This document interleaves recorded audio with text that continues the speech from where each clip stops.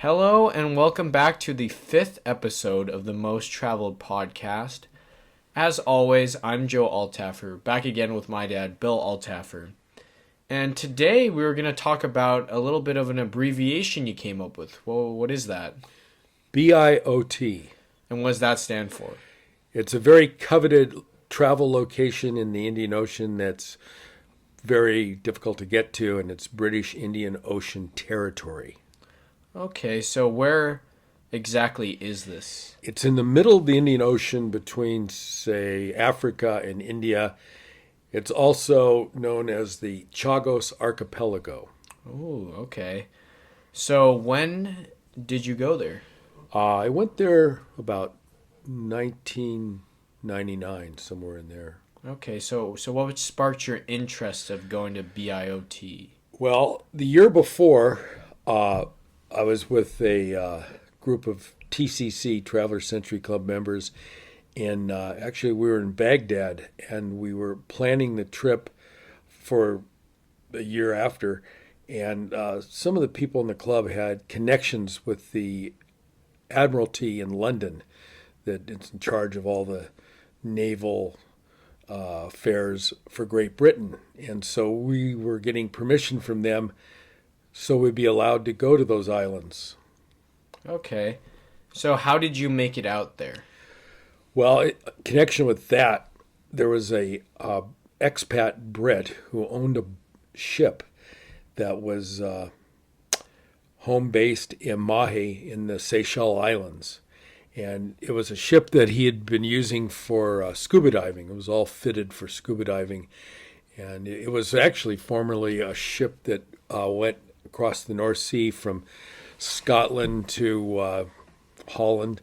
And that's a very, very rough sea up there. So the ship was retrofitted, even though it was already a pretty stout ship. And I guess it sailed all the way out there to the Indian Ocean, and this expat bought it for this scuba diving business that he had. And then our group contacted him and chartered the boat. Okay. So who went with you on the trip? There were about 10 members of the Travelers Century Club. Okay, so, not too many people. People that I knew before from various trips. Gotcha. So kind of, when was it planned and how was this planned, this entire trip? Well, it's been planned for, 10 years before that. It's been on our list that we had as Travelers Century Club members. We have a list of countries, territories, disputed areas, colonies, islands, etc. And BIOT was a very coveted place to visit and see what's there. Gotcha. So tell me a little bit more about your trip and kind of BIOT as a whole. Well, we met in the Seychelles. I showed up about 3 or 4 days before the trip because the Seychelles are great anyway. Spent a few nights there. Absolutely. And then we met down at the dock, and there was the ship. And I think we were supposed to have 12 people go with us. These two ladies who were members of the club hadn't really researched the vessel, and they came down to the boat as we're getting on it, and they looked at it, and they said, "No way. Okay. They're not getting on that boat. It was too." They already prepaid, or yeah. Wow. So what's cool about that is I ended up with my own private room. Oh, okay. So you're gonna share one, and now you got one. Now I got one. Wow. And these two ladies, they were from New York City, and they just really, this wasn't what they. It wasn't their cup of tea. And they didn't mind blowing off a lot of dinero. Okay. To each is their own, I guess. So well, I have to admit, when the ship pulled out of the harbor, I was standing next to another major world traveler from St. Louis, Gig Gwynn. He owns a travel agency, Gwynn Travel, St. Louis. And we're standing on the deck, and the water from the ocean came over our feet. And I was thinking, really, it felt like a submarine was going out into the harbor. But it was a good ship. It was a good ship. So was this trip did it go the way you envisioned it to be? Yeah, well, yes and no. What happened was it took us about 4.5 days to get into the island group of the Chagos Archipelago. And We stopped at two different islands, and there would be a few sailboats in the lagoon of these islands, and people are allowed to step on the island, but they can't spend the night. So these people that are traveling around the world in 30-foot yachts, they would return to their ships or their boats at night, as long as they weren't allowed to stay on the islands. There's about 7 islands and about 1,000 atolls in the Chagos group. The most famous one is Diego Garcia, which is a joint British-American military base. Gotcha. Okay, so what was something that was pretty unexpected that you saw? Well, we got arrested. Really? Yeah, for real. And so the this military base has about 3,000 military on it, Americans and Brits. And what we understand, it's where we keep some nuclear weapons that we might use, say, in the Arabian territory. And so it's a strategic location. So it's highly off limits. The Chagos people that were there around 1960 were kicked off the island by the British, and then the island was leased to the United States. Britain has soldiers there too, and they took these people, these natives, there were probably about 300 of them, and they moved them mostly to Mauritius. Okay. Some to the Seychelles, but the island of Mauritius. And so how'd you get arrested? we made these 2 landings. I'd walked around on the island, and this is before we got arrested. So it was important that we made our landings because that's the point of going there. So I'll just tell you a few little incidents before the helicopters came with the guns. We're on this one island, and we're walking around, and I saw a colonial house that was abandoned, and that had belonged to the previous people that lived on that island. It was pretty, neat to see a colonial house there. And then there was a well in the background, in the backyard, and this man and his girlfriend, they happened to be French, were washing their clothes in the well. And to show you how everything is relative, he spoke English, and I was talking to him. He was one of those who had one of these sailboats that was in the lagoon. Yeah. And he was going around the world. This was his 20th year of his trip. At sea? Yes. Wow. Yeah. So the most I've ever traveled without returning to the United States was a year. So this guy, he did me. 20. You think you got something going there, and you're like, really? There were times that he went back to France and stuff, but the boat, it was taking him 20 years to go around the earth. Wow. He must have some crazy stories, I bet. Yeah, he didn't spend enough time with him. So then, as time went on during that day, made our landings, and I got our pictures and had our club flag and all that. And then, all of a sudden, above our ship, we went back to the ship, were these helicopters circling.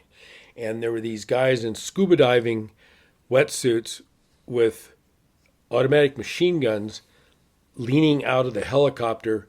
And, as the helicopter banked, you could see them, pointing their guns not at us, but in our direction. Okay. And they circled and circled. And then this giant fisheries metal boat, about 250 feet long, it was red, painted in red, very impressive. It pulled up right next to our ship, and they came over and they arrested us. Ooh, okay. Tell me more. For being in the waters there. And we immediately got out our ID that we got from London that said we had the right to be there, but they weren't buying. And they thought first of all, they thought we were fishing. Yeah. And so they tore through the ship looking for fish. They didn't find anything there.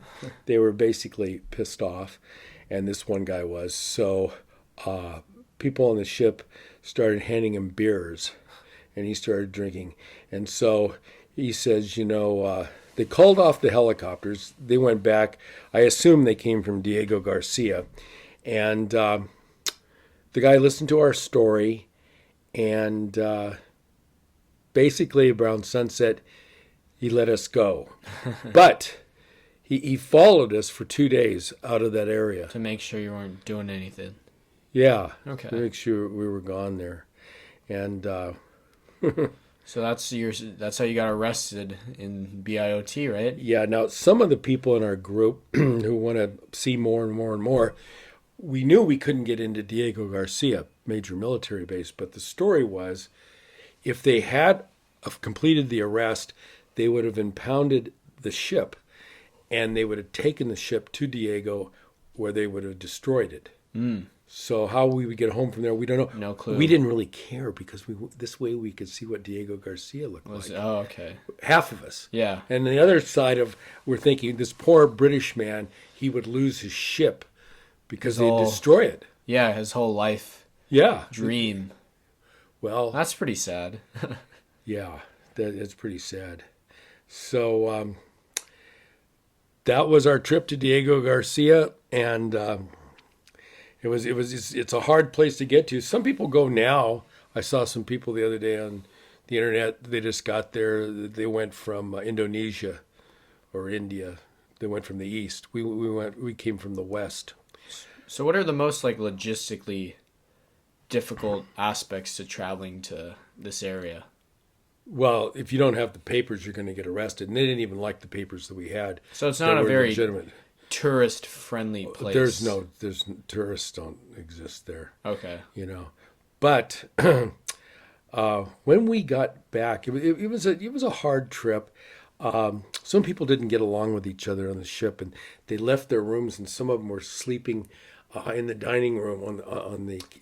It was that bad? Seats. Yeah, Wow. and so when the ship, this is so amazing. When we landed in Mahi on the return, and these are old people, older than me at the time.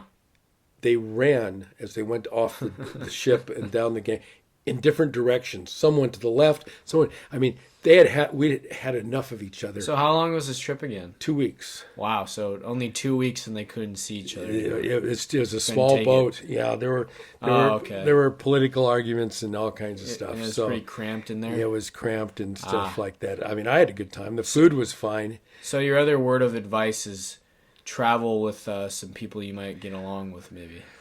Well, Can't always choose all the time, but try to. Well, I think so. Unfortunately, this ship was called the Indian Ocean Explorer. Beautiful ship. And it was probably 3 or 4 years after this trip, the Somali pirates captured it.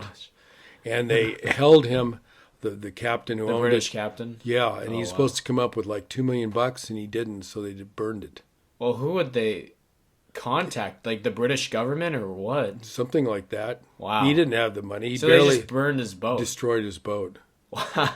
So I have no Oh idea my where he gosh. lives now or what happened Gee. or what about the insurance. It was a beautiful boat. It really was. Man. And it was his life. He loved that boat. He had about 5 crew working, some in the bridge, some in the dining room. And, He probably would have preferred they take his hand than burn his boat, right? well, at least they didn't cut his throat. Yeah, that's true. But that's the Indian Wow. Ocean Explorer, and I think you could probably Google it and see what it used to look like. Wow. So would you suggest that people go visit that place today, or? Oh, no. It's not for everybody. It's for people who have visited every legitimate country and they want to keep going further and visit islands, that they haven't been to and stuff. And So to segue off from your travels in the BIOT region, with the new COVID vaccine coming out, what are you thinking about traveling for 2021 for people? I've been hearing that a lot of, mainly elderly people are pretty, excited. What are your thoughts on the whole? I think we have to look at the next couple months to make a determination. I'm pretty much canceled my May trip, which is in Central Europe to Slovakia. But we'll see. Things may change. But I've told people that it's 90% it won't happen. But, I think I have another trip planned in September, Ethiopia. I think that'll go. And eventually it'll get back to normal. But I'm not in a big hurry to get out there. I don't want to go to places where everyone's wearing a mask. I've got a friend just going to the Ukraine tomorrow, and he hasn't flown for a year like I haven't, and he's gonna tell me what it's like when he gets back. What the airport and the plane and all that sort of like. But I'm not excited to travel yet. It's not time yet. Gotcha. And it looks like we're going to leave it at that for the end of the 5th episode of the Most Traveled Podcast. As always, if you have any questions you want to ask us, feel free to comment through Facebook or email, and maybe we can get some more questions and try to focus on maybe some things that y'all want to hear. So thanks as always for tuning in, and hope you can join us next week.